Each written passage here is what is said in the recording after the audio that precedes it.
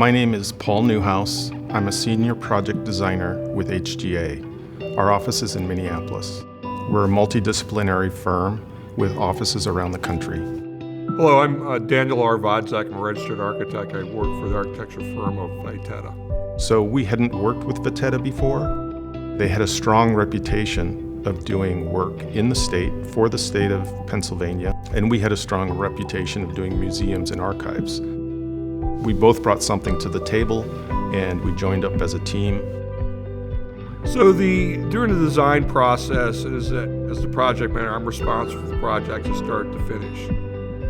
In a certain sense, when we team with HGA, Paul and his staff are an extension of our staff.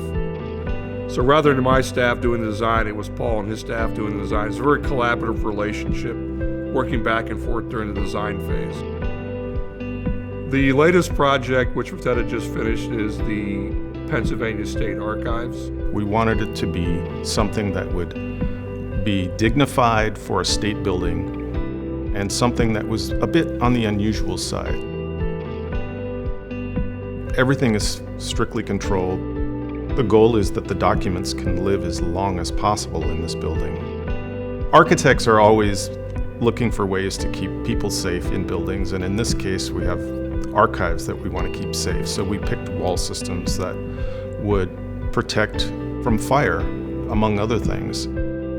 I think it's important for the building to embody how it is used, whether it's a space for people, a space for storage and collection, or a space for climatizing the building, and that was important for the design. So there are these three main elements of the building: the public part, which is glass, the archive part, which is brick, and then the mechanical part, which is a metal-clad bay on the building. Those three elements make up the entire building and describe the functions or describe the program that's going on inside. I've always recognized Glen-Gery as one of the leaders in brick. So when we decided to go with a glazed brick, our designer actually went to the Hanley plant to talk to Glen-Gery to see what the possibilities were as far as colors, options, types of glaze, etc. They had a studio there with an artist who creates custom colors. We learned not only that could we do a slip color, but we could also do a custom glaze color. So we started to entertain the idea of doing a glaze on the brick.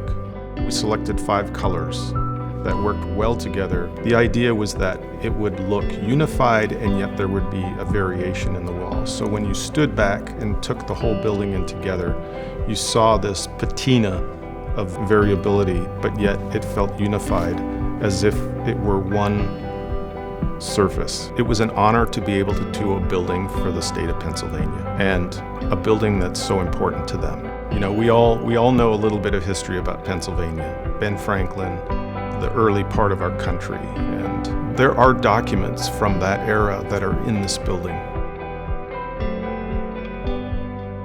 Being able to work on a building where such important documents reside, to me, was a real thrill to be able to create a space that would protect those documents.